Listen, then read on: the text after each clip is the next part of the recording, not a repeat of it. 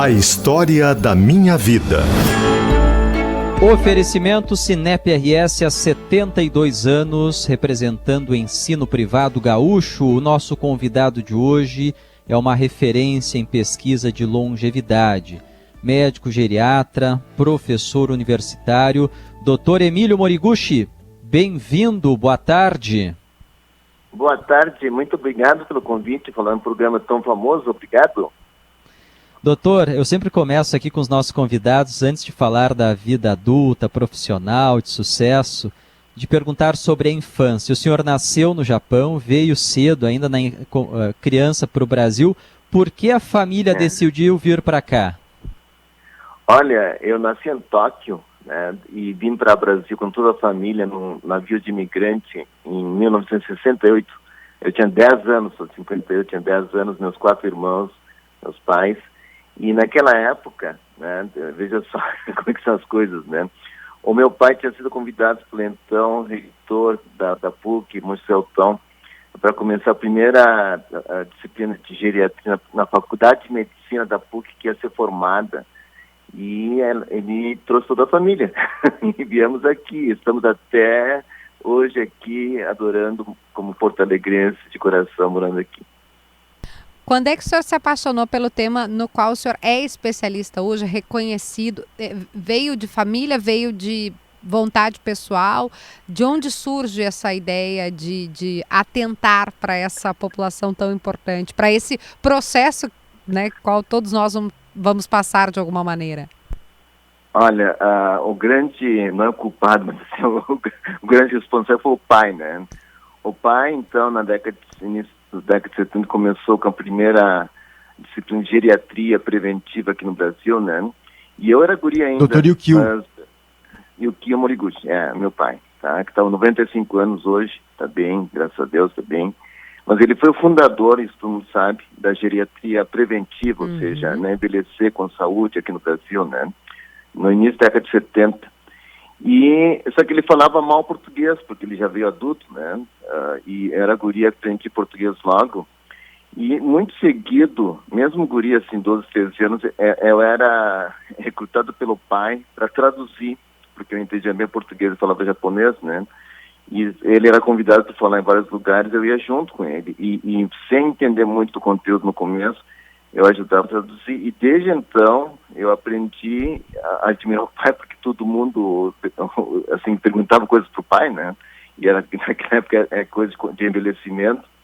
E foi. Fez uma faculdade, então, na adolescência, né? Pelo que eu estou entendendo, já foi fazendo a faculdade antes de entrar. Eu me lembro uma vez, uma coisa muito curiosa, né? Naquela época o pai dizia assim, para envelhecer bem tinha que caminhar, né? Aí eu me lembro que estava, acho que era uma entrevista, alguma coisa assim, tá? E alguém falou que era rico, que não precisava, ele tinha carro, a gente não precisava caminhar, né? E o pai respondeu para ele assim, você pode, se não caminhar vai morrer dirigindo o carro, né?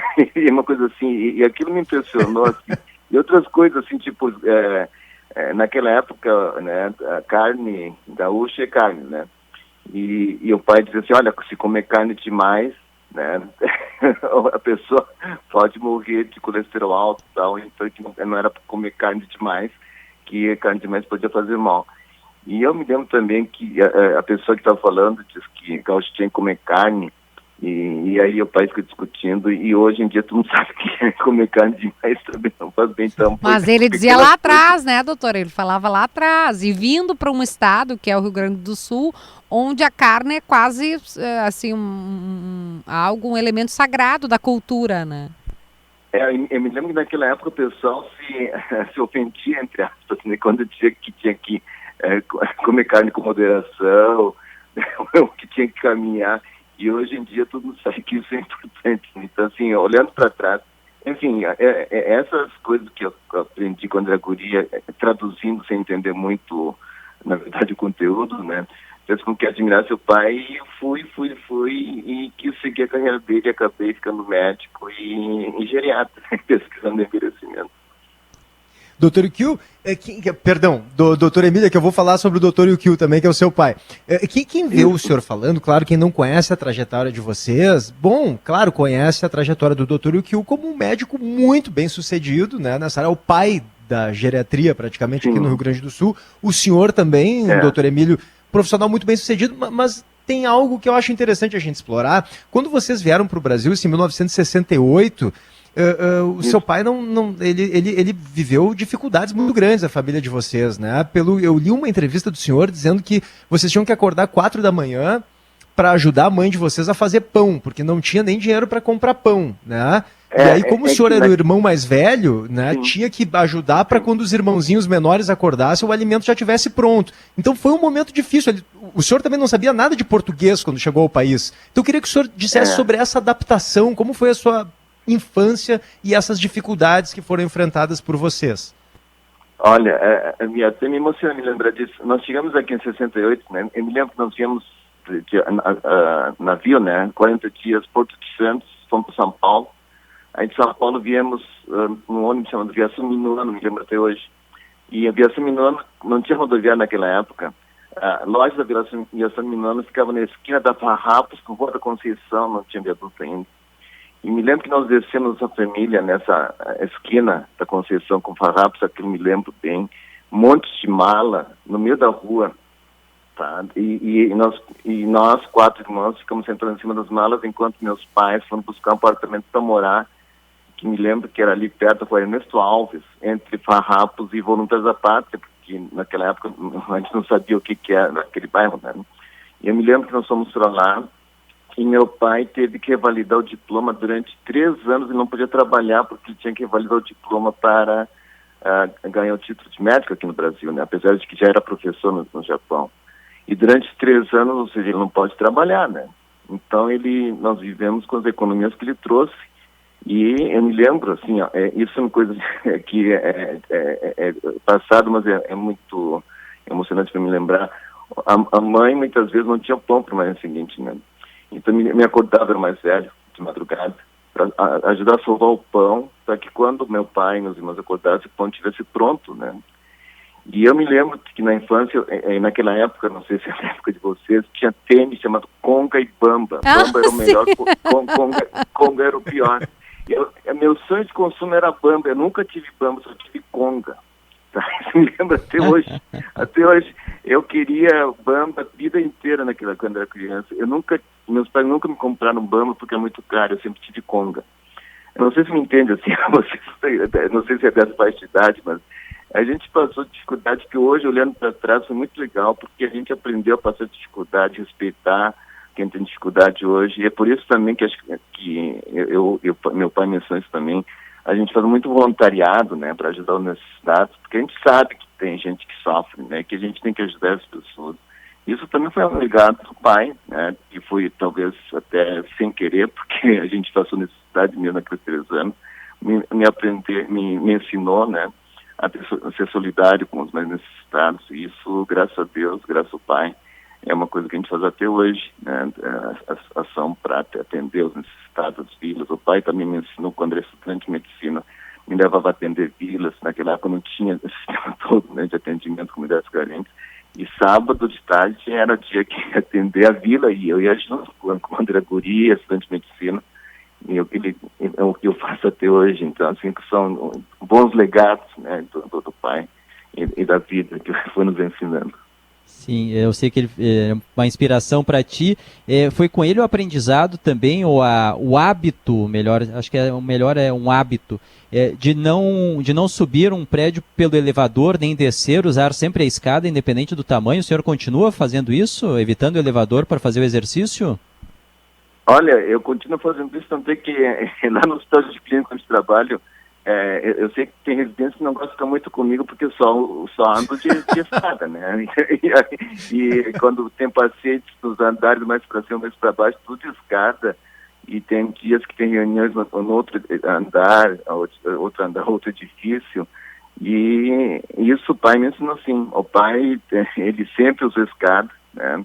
Lá no Hospital da PUC também, quando ele trabalhava com ele, ele nunca usou elevador, e aquilo para mim foi um aprendizado que é tipo, ficou na carne, assim, né? Se tem escada, vão de escada, né? E isso continua no Hospital de Clínicas, então, e é uma coisa boa.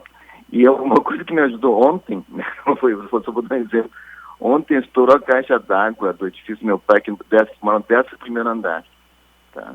11º andar, estourou a caixa d'água, e tinha que levar a água para ele, porque eles estavam ficando sem água, né? E aí comprei garrafa de água mineral, botei na mochila e fui. E subi os 11 andares com várias garrafas de água mineral na mochila e cheguei lá em cima e o pai pegou as garrafas de água mineral, ele brincou comigo, né? Ainda bem que tinha ensinado a subir os escadas, ainda bem mesmo. Ele continua caminhando usando escadas, assim.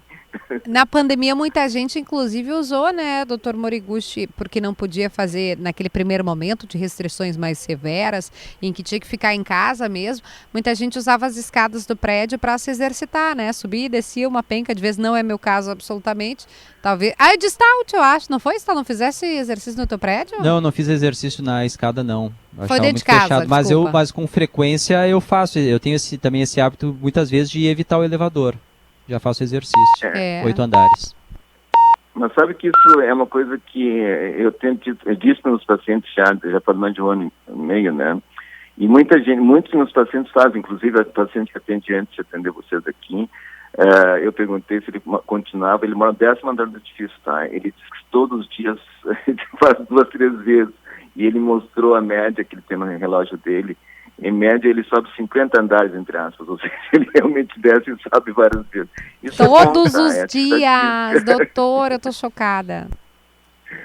Mas isso aí é necessidade, a gente tem que chegar em casa, tem que chegar no lugar de trabalho, né? O meu serviço fica no 7º andar do Clínicas. Então, todos os dias, pelo menos, 7º andar e 2, 3 vezes, né? Porque a gente tem que descer e subir, né? Várias vezes, né? Mas isso faz bem para a saúde. Doutor Emílio, claramente isso que o senhor está falando, a sua trajetória explica muita coisa sobre isso, né? Mas tem algo que o senhor, é uma tecla que o senhor bate com muita frequência, que é em relação ao relacionamento humano, né? A importância do afeto na relação com os pacientes. O senhor, inclusive, eu não sei se o senhor ainda é professor visitante em Oklahoma, no Japão, e o senhor... Eu sou. Aborda isso nas suas aulas no Japão com muita frequência. Eu queria saber exatamente isso, assim, qual a diferença lá no Japão. Imagino que a saúde, pelo que eu sei, o atendimento de saúde é maravilhoso, mas não tem essa relação afetiva com o paciente que o senhor defende muito. Qual é a importância, qual é o peso desse aspecto na sua profissão, a relação com o paciente? Bem, em primeiro lugar, relacionamento humano é a coisa mais importante, né? As pesquisas têm confirmado isso, e isso a gente já sabia de Veranópolis, que a gente tem a base de pesquisa. A gente, ao longo do trabalho, começou em 94, né? Nós acabamos, assim, chegando à conclusão de que uma das coisas mais importantes para as pessoas serem idosos felizes, né? Envelhecer feliz, que é mais importante, com as qualidades de vida, era ter bons amigos, bons familiares, ou seja, bom relacionamento. E isso acabou sendo, assim, confirmado por outros estudos do mundo inteiro. O estudo da Harvard, que tem 75 anos, também colocou bem claro que a coisa mais importante, além de ter esse estilo de vida saudável, que continua sendo importante, tá? É interação saudável, né, e feliz com outras pessoas. E isso eu sempre achei importante, né? Isso também foi o que o pai me ensinou, né? Que se dar bem com as pessoas, né? Respeitar as pessoas, respeitar o mais velho principalmente, e respeitar todo mundo, né? Isso foi, e eu fiz minha formação no Japão depois de doutorado, pós-doutorado, e continuei sendo, né, professor visitante na Universidade de Yokohama e mais 2 universidades no Japão.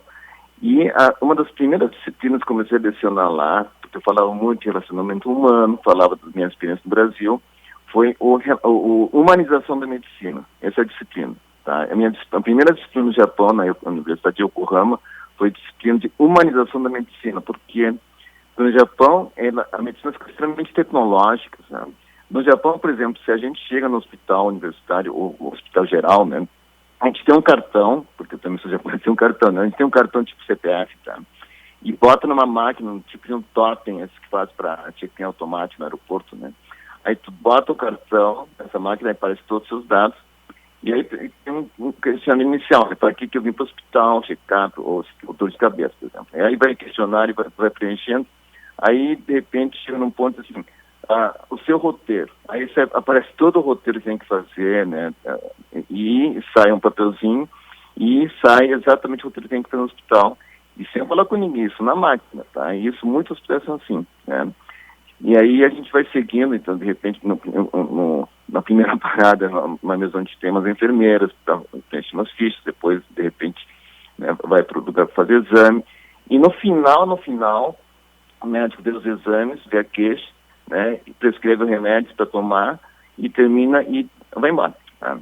E muitas vezes isso acontecia, isso eu já tinha percebido anos atrás, que era com muito pouco diálogo, e isso não estava acostumado, porque aqui no Brasil a gente conversa com os pacientes, né? A gente conversa muito com os pacientes. Né? E eu falei isso no Japão, que aqui não era assim no Brasil, né? Que no Brasil a gente tinha uma medicina mais humana. E aí eles ficam muito interessados, e eu dou até hoje essa aula de humanização da medicina.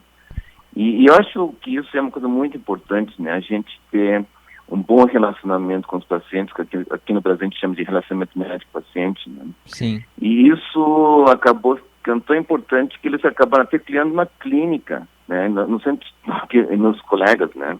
Tem uma clínica, até o meu nome, Clínica Emília Moriguchi, que a gente tem como essência, conversar com pacientes. Isso é a diferença dessa clínica.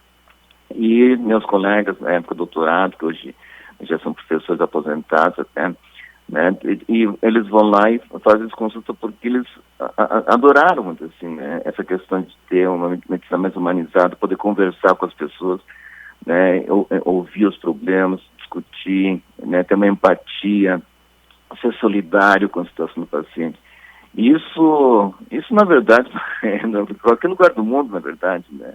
E hoje está consagrado, assim, a sabedoria do que para envelhecer bem e ser feliz, né, a gente ter boas companhias, ter com quem conversar, com quem contar. Essas são as coisas mais importantes do envelhecimento saudável, é ter uma pessoa com quem, ter pessoas com quem pode contar nas horas difíceis, né, pode ter ajuda.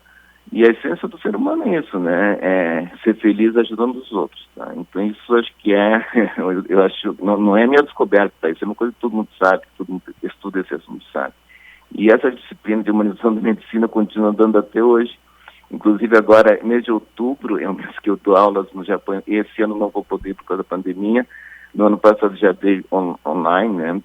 Agora no final do mês vou dar de novo para os alunos de medicina online, né? Aula sobre humanização da medicina. Sim. O senhor falou de Veranópolis. Lá nos anos 90 começou a sua relação com a cidade da Serra, que tem o orgulho de carregar o título da Terra da Longevidade. Hoje tem o Instituto Moriguchi lá para estudar esse tema em Veranópolis. Qual é a lição dessa cidade da Serra para a gente ter uma vida longa, né? Para quem está nos escutando? O senhor falou aí sobre boas relações. Hoje se fala muito de alimentação saudável, de atividade física, de evitar o estresse. O que tem a questão genética? O que pesa mais para a pessoa ter uma vida longa e saudável, feliz?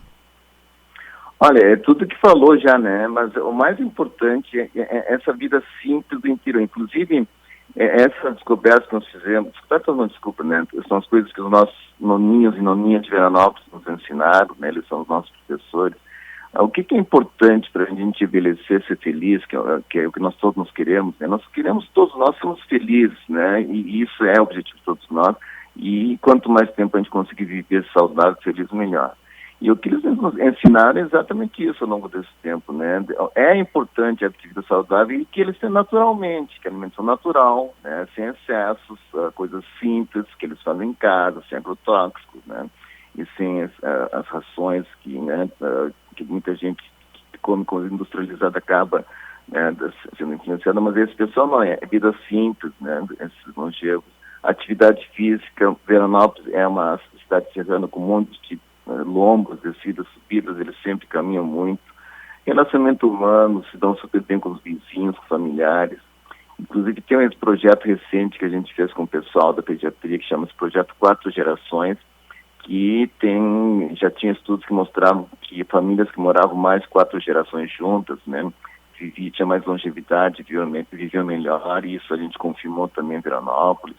E tudo isso que na verdade, é natural, né, em Veranópolis, nas cidades, vilas menores, cidades menores, né, isso se confirmou. E, acima de tudo, né, como já falamos, o convívio, boas companhias, né, agora com a pandemia isso acabou, infelizmente, diminuindo, mas assim, as pessoas sempre se reunindo em famílias, no fim de semana, aquelas capelas do interior e também na igreja, né, sempre tinha depois da missa, almoços juntos, né, jogos, né, e pessoal sempre reunido, famílias reunidas. E tudo isso, na verdade, são as coisas importantes para a gente poder envelhecer bem, né? E Veranópolis nos ensinou tudo isso, e os grandes estudos de envelhecimento do mundo inteiro têm mostrado isso. Eu não sei se a gente tem tempo ainda mais para uma pergunta, Stout. Queria aproveitar e falar com o senhor. O senhor e a sua família já tratam sobre esse tema há alguns anos, mas agora, né, de um tempo para cá, a gente tem visto ganhar força, inclusive a discussão sobre o etarismo, a questão da gente não ser preconceituoso com pessoas mais velhas. Tem gente até que questiona o termo de idoso ou não, né, de usar esse termo, quando a gente fala às vezes da vacinação, pessoas com 60 anos ou mais, não, mas eu não sou idoso, porque sou jovem. A gente tem visto um movimento maior, inclusive das marcas, de colocar modelos de roupa, de lingerie, pessoas mais velhas, os vovôs e vovós no TikTok, né, que é fazendo dancinhas. Quer dizer, parece que agora as pessoas estão virando essa chave. Como é que o senhor acompanha esse movimento da sociedade em valorizar também algo que os senhores, né, repito, a sua família já fazia antes? Tem o lado bom e o lado ruim, né? O lado bom é, assim, conscientizar que tem cada vez mais idosos e respeitar os idosos, né? Isso é uma coisa importante. O lado ruim é que tem gente que quer se aproveitar disso, né? Por exemplo, tem gente que quer se aproveitar disso dizendo que ser idoso é doença, né? E com isso acabar tendo vantagem econômica, tá? Então eu acho isso muito ruim, né? Isso muito ruim. Idadismo, né? Ou sei lá, é a palavra que as pessoas têm usado, né? Inclusive, a Organização Mundial de Saúde, por manobras, infelizmente, não muito saudáveis, né?